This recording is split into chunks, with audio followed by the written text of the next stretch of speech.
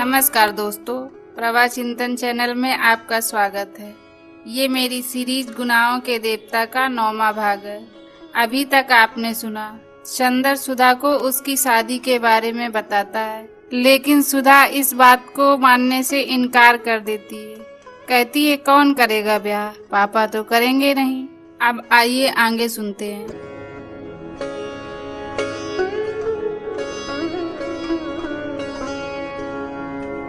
सुधा पर इन दिनों घूमना सवार था। सुबह हुई कि चप्पल पहनी और गायब। गेसु, कामनी, प्रभा, लीला, शायद ही कोई लड़की बची होगी जिसके यहाँ जाकर सुधा ऊधम ना मचा आती हो और 4 सुख दुख की बातें ना कर आती हो। बिंती को घूमना कम पसंद था। हाँ, जब कभी सुधा गेसु के यहाँ जाती थी तो बिंती जरूर जाती थी। उसे सुधा की सभी मित्रों में से गेसु सबसे ज्यादा पसंद थी। डॉक्टर शुक्ला के ब्यूरो में छुट्टी हो चुकी थी, पर वे सुधा का ब्याह तय करने की कोशिश कर रहे थे, इसलिए बाहर भी नहीं गए थे। चंदर 1.5 महीने तक लगातार मेहनत करने के बाद पढ़ाई लिखाई की ओर से आराम कर रहा था और उसने निश्चित कर लिया था कि अब बरसात के पहले वह किताब छुएगा नहीं। बड़े आराम के दिन कटते थे उसके। सुबह उठकर साइकिल से गंगा नहाने जाता था और वहाँ अक्सर ठाकुर साहब से भी मुलाकात हो जाती थी। डॉक्टर शुक्ला ने भी कई दफे इरादा किया कि वे गंगा जी चला करें, लेकिन एक तो उनसे दिन में काम नहीं होता था, शाम को वे घूमते और सुबह उठकर किताब लिखते थे। एक दिन सुबह किताब लिख रहे थे कि चंदर आया और उनके पैर छूकर बोला, प्रांतीय सरकार का वह पुरस्कार कल शाम को आ गया। कौन सा? वह जो उत्तर प्रांत में माता और शिशुओं की मृत्यु संख्या पर मैंने निबंध लिखा था, उसी पर। तो क्या पदक आ गया? डॉक्टर शुक्ला ने कहा। जी। अपनी जेब में से एक मखमली डिब्बा निकालकर चंदर ने दिया। पदक बहुत सुंदर था, जगमगाता हुआ स्वर्ण पदक जिसमें प्रांतीय राजमुद्रा अंकित थी। ईश्वर तुम्हें बहुत यशस्वी करे जीवन में। डॉक्टर शुक्ला ने पदक उसकी कमीज में अपने हाथों से लगा दिया। जाओ चंदर, सुधा को दिखा आओ। चंदर जाने लगा तो डॉक्टर साहब ने उसे बुलाया। अच्छा, अब सुधा की शादी का इंतजाम करना है। हमसे तो कुछ होने से रहा, तुम्ही को सब करना होगा। और सुनो, जेठ दशहरा को लड़के का भाई और माँ देखने आ रही हैं और बहन भी आएगी गांव से।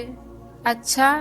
चंदर बैठ गया कुर्सी पर और बोला, कहाँ है लड़का, क्या करता है? लड़का शाहजहांपुर में है, घर के जमींदार हैं ये लोग। लड़का यमे है और अच्छे विचारों का है। उसने लिखा है कि सिर्फ 10 आदमी बारात में आएंगे और 1 दिन रुकेंगे, संस्कार के बाद चले जाएंगे। सिवा लड़की के गहने कपड़े और लड़के के गहने कपड़ों के और कुछ भी नहीं स्वीकार करेंगे। अच्छा, ब्राह्मणों में तो ऐसा कुल नहीं मिलेगा। तभी तो सुधा की किस्मत है, वरना तुम बिंती के ससुर को तो देख ही चुके हो। अच्छा, जाओ सुधा से मिल आओ। वह सुधा के कमरे में गया। सुधा थी ही नहीं। वह आंगन में गया, देखा महाराजिन खाना बना रही हैं और बिंती बरामदे में बुरादे की अंगीठी पर पकौड़ियाँ बना रही है। आइए, बिंती बोली। दीदी तो गई हैं गेसु को बुलाने, आज गेसु की दावत है, पीढ़े पर बैठिएगा। दीजिए। एक पीड़ा चंदर की ओर बिंती ने खिसका दिया। चंदर बैठ गया। बिंती ने उसके हाथ में मखमली डिब्बा देखा तो पूछा, क्या लाए? कुछ दीदी के लिए है क्या? यह तो अंगूठी मालूम पड़ती है। अंगूठी? वह क्या दाल में मिला के खाएगी? जंगली कहीं की, उसे क्या तमीज है अंगूठी पहनने की? हमारी दीदी के लिए ऐसी बात की तो अच्छा नहीं होगा। हाँ, उसे बिंती ने उसी तरह गर्दन टेढ़ी कर आंखें डुलाते हुए धमकाया। उन्हें अंगूठी नहीं पहननी आएगी तो क्या आपको आएगी? अब ब्याह में 16 श्रृंगार करेंगी। अच्छा, दीदी कैसी लगेगी घूंघट काट के?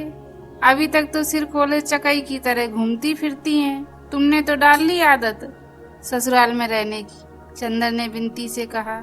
अरे हमारा क्या? एक गहरी सांस लेते हुए बिंती ने कहा, हम तो उसी के लिए बने थे, लेकिन सुधा दीदी को ब्याह शादी में ना फंसना पड़ता तो अच्छा था। दीदी इन सब के लिए नहीं बनी थी। आप मामा जी से कहते क्यों नहीं? चंदर ने कुछ जवाब नहीं दिया, चुपचाप बैठा हुआ सोचता रहा। बिनती भी कढ़ाई में से पकौड़ियाँ निकाल निकाल कर थाली में रखने लगी। थोड़ी देर बाद जब वह घी में पकौड़ियाँ डाल चुकी तब भी वह वैसे ही गुमसुम बैठा सोच रहा था।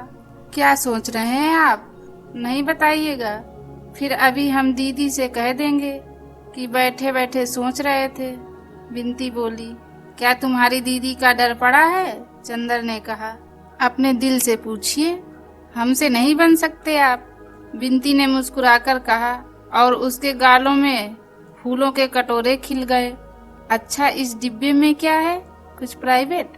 जी नहीं, प्राइवेट क्या होगा, और वह भी तुमसे?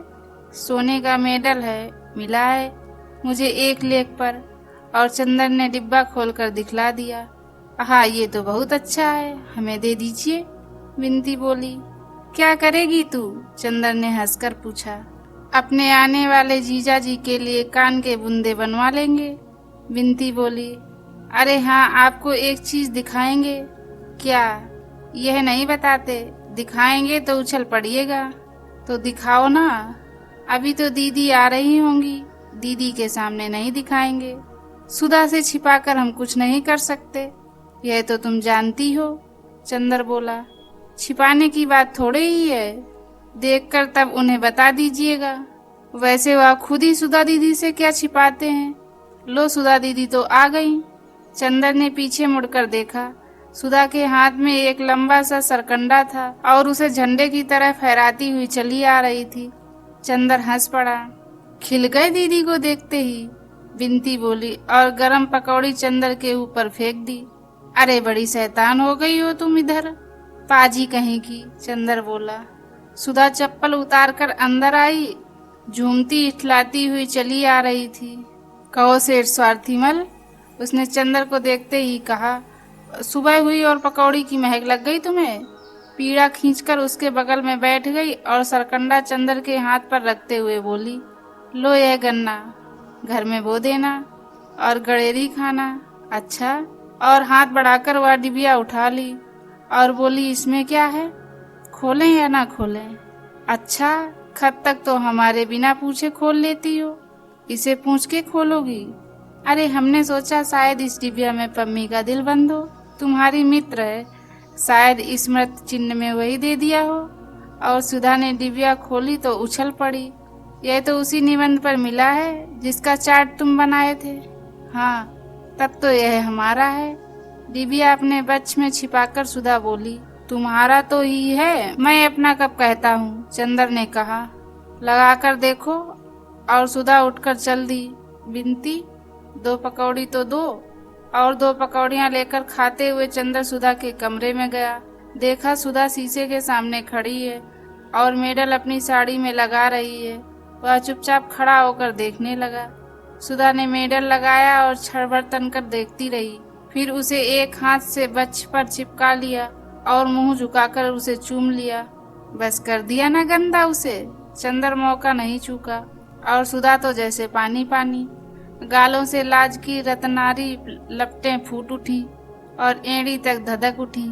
फौरन शीशे के पास से हट गई और बिगड़ कर बोली, चोर कहीं के, क्या देख रहे थे?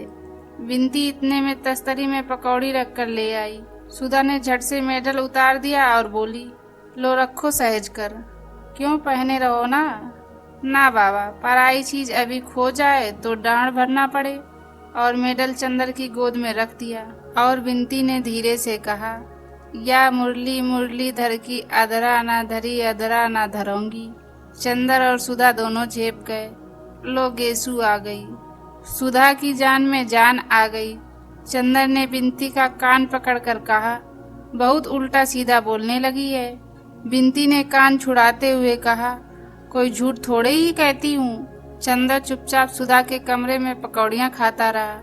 बगल के कमरे में सुधा, गेसू, फूल और हसरत बैठे बातें करते रहे। बिनती उन लोगों को नाश्ता देती रही। उस कमरे में नाश्ता पहुंचाकर बिनती एक गिलास में पानी लेकर चंदर के पास आई और पानी रखकर बोली, अभी हलवा ला रही हूँ, जाना मत। और पल भर में तस्तरी में हलवा रखकर ले आई। अब मैं चल रहा हूँ, चंदर ने कहा।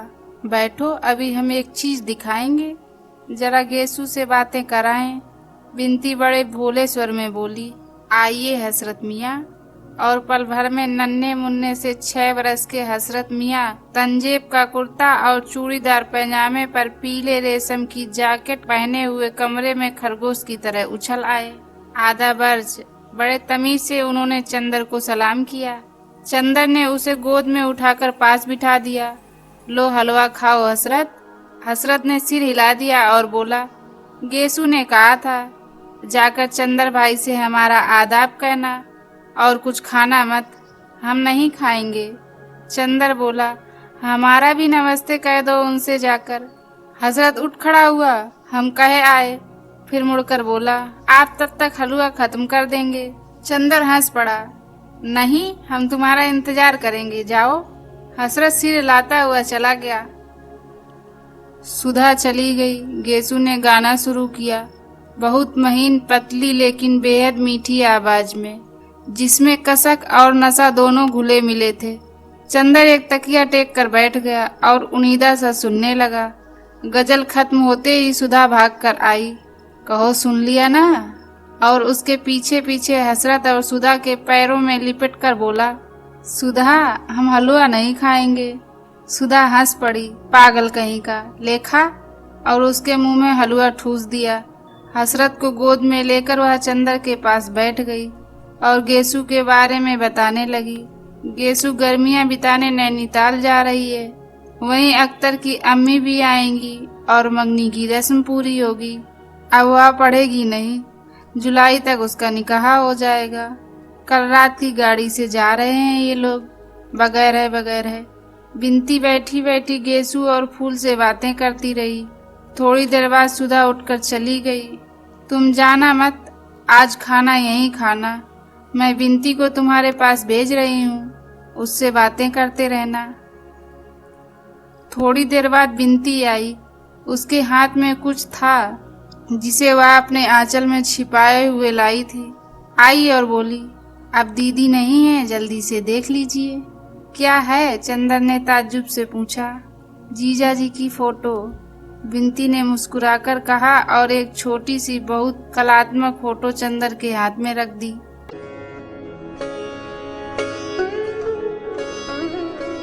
दोस्तों इस पार्ट में इतना ही।